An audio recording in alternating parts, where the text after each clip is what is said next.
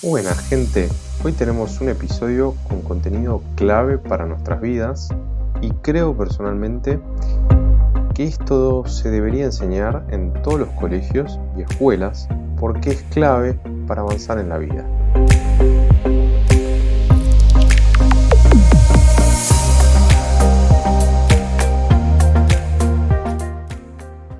En estas primeras entregas del podcast puse hincapié en lo que no y cómo debemos ir despertando a nuestro héroe y guerrero interior para luchar con esto, ya que es lo primero que se necesita para combatir con nuestras fallas y límites que nos alejan de nuestros objetivos. Pero, ¿por qué está eso ahí? ¿Al servicio de qué está? ¿Qué sentido tiene esto en nuestra vida si lo único que hace es causarnos problemas? Bueno, llegó el momento de desocultar ese otro en mí, pero que no siempre tiene los mismos objetivos. En sánscrito se usa la palabra namesoata, que significa está en mí, pero no soy yo. ¿Y cómo sería esto? Bueno, les voy a explicar lo que es el ego o el yo desde mi perspectiva teórica, luego de haber recorrido distintas teorías y observar en la clínica. Esta es mi perspectiva personal y profesional con la que trabajo y voy a tratar de hacerles lo más resumido posible y a su vez de forma práctica este concepto para que puedan entenderlo. Digamos que llegamos a este mundo, nacemos y nos encontramos en estado de plena fusión con un mundo nuevo en el que acabamos de entrar y no podemos distinguir adentro de afuera, por lo menos hasta ese momento. Ahora van a aparecer nuestros padres, probablemente, y nos van a ir presentando este mundo. También van a tener expectativas de nosotros, ya tendremos un nombre asignado y seguramente características y cualidades que estos proyectan o pretenden de nosotros y hasta quizás un deseo por parte de estos que venimos a cumplirles. Ojo, luego se irán sumando más personajes significativos, hermanos, abuelas, familiares, maestros, tutores, amigos, la escuela, la cultura, el lugar de nacimiento, la época y muchas más cosas que nos irán aportando a nuestra visión y función en este mundo y de nosotros mismos. Nos enseñarán cómo funciona este mundo, sus leyes, el sistema en que vivimos, lo que está bien, lo que está mal, lo que puedo, lo que no, cómo se obtienen las cosas, a qué tengo que apuntar para ser feliz, o por lo menos para ser felices a los de mi alrededor, etcétera, etcétera, etcétera. Básicamente nos van a ir cargando todas las ideas, creencias y paradigmas o software provenientes de mi entorno y época que no son nuestros, pero ahora ya son parte de nosotros y de nuestra identidad, Namesoata. Una vez completada la formación de nuestro ego, nos va a permitir distinguir el adentro del afuera. Aquí es donde puede observarse al niño que ya puede diferenciarse refiriéndose a sí mismo como yo, separado ahora del exterior. Esto marca que se ha formado el incipiente núcleo de nuestra identidad y junto con esta, la percepción de nuestro alrededor, íntimamente unida al ego, ya que éste será las gafas a través de las que veremos el mundo exterior. Esto es debido a que los paradigmas o software ahora incorporados son los que usaremos para interpretar nuestra realidad de una forma subjetiva. Le sumo un dato teórico de color. Algunas teorías psicológicas afirman que al no estar bien formada nuestra conciencia, es difícil registrar conscientemente, y no digo inconscientemente, los sucesos a nuestro alrededor. Y por esto nos cuesta recordar nuestra infancia. Sería como cuando alguien tiene mucho sueño, está borracho o drogado y no recuerda bien, ya que el umbral de su conciencia estaba muy bajo. Sería algo similar. Bien, hasta aquí ningún problema. Pero ¿qué pasa cuando vamos avanzando en la vida? De repente vemos que empezamos a repetir patrones, que hay lugares de los que no podemos salir, cuestiones que no podemos atravesar y en las cuales querríamos ir hacia un punto B y por alguna razón siempre terminamos en el punto C. Justamente ahí es donde empieza el juego de la vida. Toda esta programación recibida en nuestra infancia, con la cual se formó nuestra identidad, se nos transformará en una cárcel o obstáculo cada vez que querramos ir más allá de esta. Incluso aún peor, se nos volverá inconsciente o invisible, lo cual va a complicar aún más las cosas. Debido a que identidad y percepción van de la mano, lo que no quiera nuestro ego que percibamos será muy difícil sin alguien de afuera que nos los marque. Justamente, por eso el famoso dicho, ver la paja en el ojo ajeno y no la viga en el propio. Por esto, nuestra percepción de la realidad va a estar sesgada y va a ser subjetiva. Ya nadie va a poder verla si no es a través de su identidad. Entonces ahora tenemos toda una vida para ir más allá y salir de esta cárcel o círculo que se armó alrededor de nuestra esencia cuando nacimos. Por eso, la imagen que usé hoy. Ustedes son el punto que vino a este mundo y el ego es el círculo que se les formó alrededor y que se va a resistir cuando quieran ir más allá de este.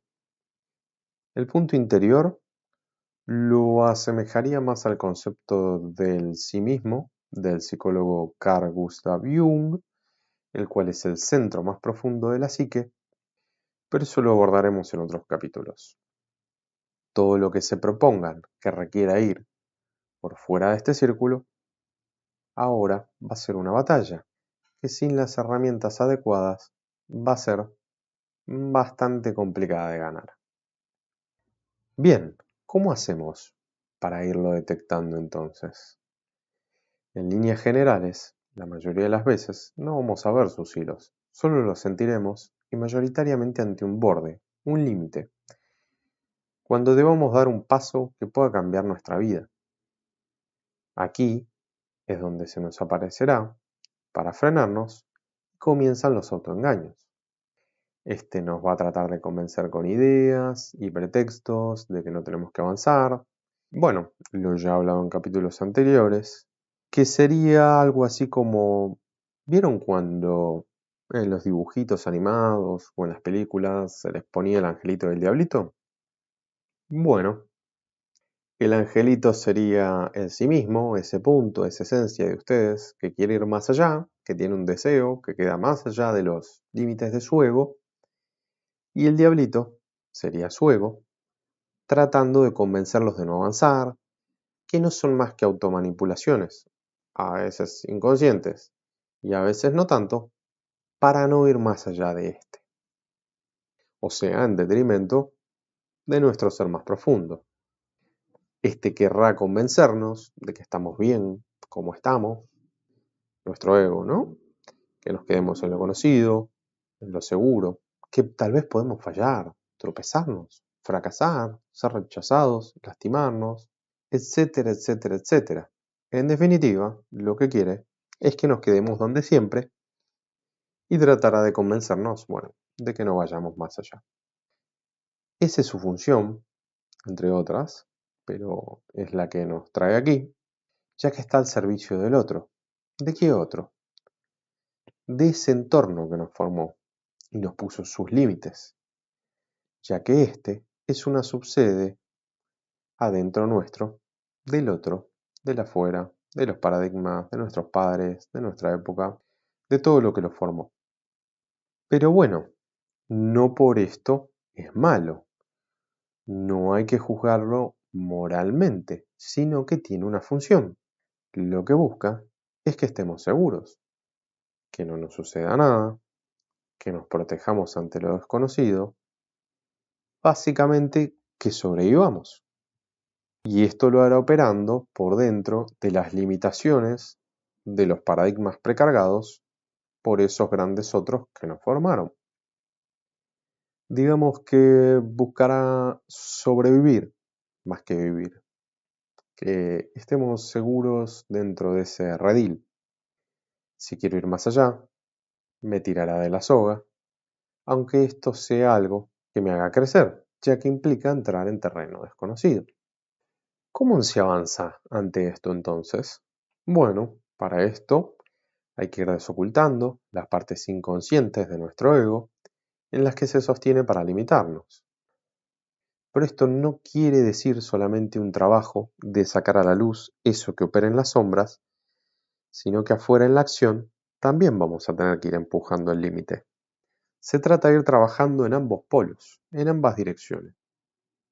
Por otro lado, se puede empezar esta lucha en solitario, pero es muy difícil al principio, ya que necesitamos a alguien desde afuera que nos vaya marcando y ocultando estas cuestiones, ya que si no es como intentar mirarnos la nuca al principio.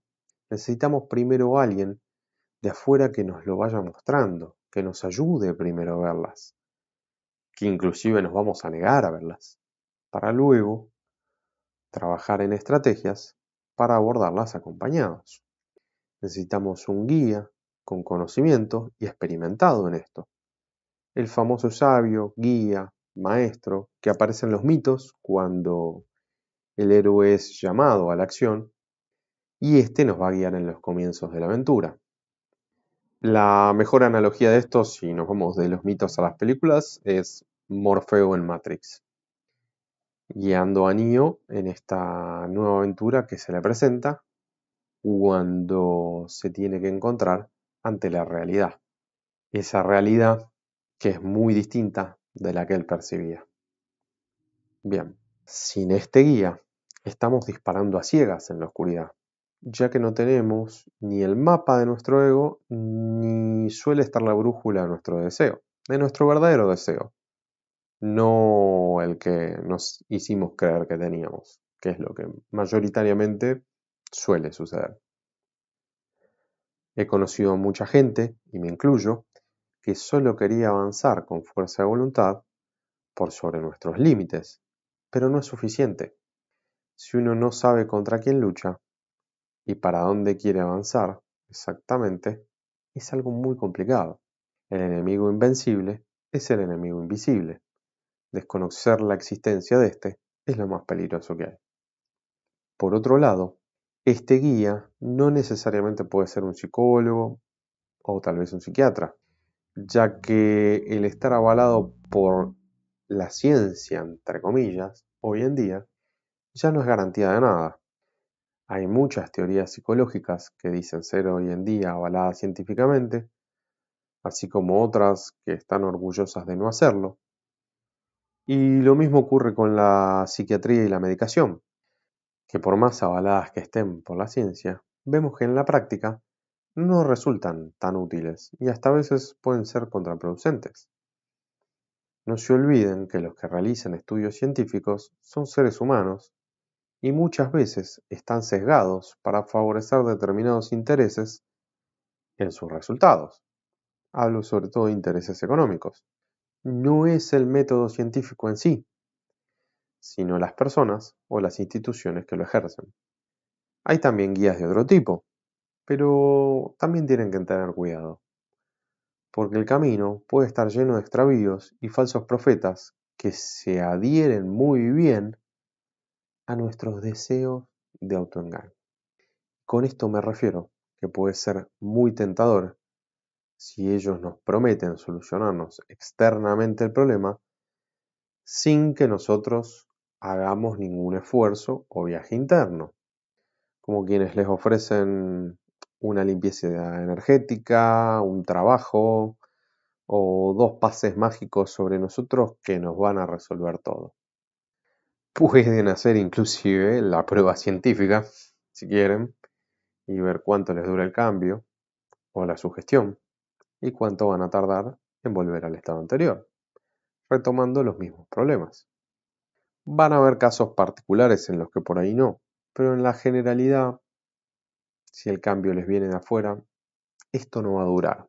Bueno, finalmente y resumiendo, ahora empiezan a conocer a quien se opone en nuestro camino. A este que no hay que matarlo, como afirman algunos, sino que hay que ponerlo a trabajar para uno. Es un animal que debemos domesticar. Solo avanzando inteligentemente contra esto es que se puede progresar y así trabajo en mi terapia. Necesitamos un guía que nos acompañe, oriente y que sea con un mapa y una brújula, no a ciegas. Por ahí alguno estará pensando entonces en no avanzar, que le resulta muy difícil esto, o que mejor no combatir, o contra esto, o quedarse quieto. Esto es una muy mala, malísima idea, porque los problemas les van a venir igual. Y cada vez que miro con la lupa, son sus defectos los que no quiso trabajar, que le explotaron en un área de su vida y ahora le entró por la necesidad. Y ahí es cuando recién, por lo general, deciden venir a terapia. Digamos que mantenerse quieto, dada la inercia que lleva el mundo y la vida, en realidad es retroceder, porque todo cambia, todo avanza, y si uno no lo hace, se queda atrás. Y esto les va a traer problemas que van a tener que salir a resolver a las corridas, a las apuradas, y con una gran amenaza de pérdida de todo tipo. Mientras que de la otra manera, los problemas a los que nos enfrentamos en el crecimiento traen grandes ganancias con menores riesgos de pérdida. Por ende, es un mejor negocio librarme de mis defectos, lo que me resta efecto, y mi realidad va a ir mejorando. A su vez que se van a ir materializando mis verdaderos deseos, a los que ahora me dirijo, que antes eran obstaculizados por mis fallas y defectos. No se olviden de esto. Bien, recuerden, el momento es ahora, el mañana es una ilusión. Les mando un abrazo grande. Les recuerdo, yo soy Juan Manuel y esto es Una Plenitud Trina Podcast. Pueden seguirme y comunicarse conmigo en mis redes que figuran en la descripción. Muchas gracias.